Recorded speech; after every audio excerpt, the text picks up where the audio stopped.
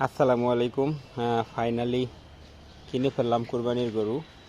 অনেকেই বড় বড় গরু কিনে, যার সামর্থ্য যেরকম সবাই সেই রকমই গরু কিনে।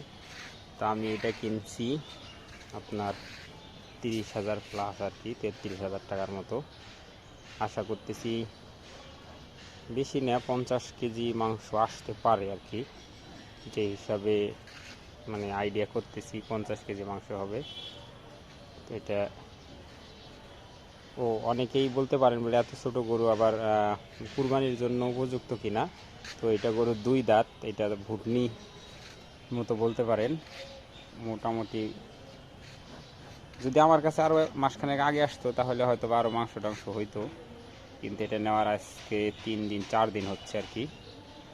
তো এই হচ্ছে আমার কুরবানির গরু।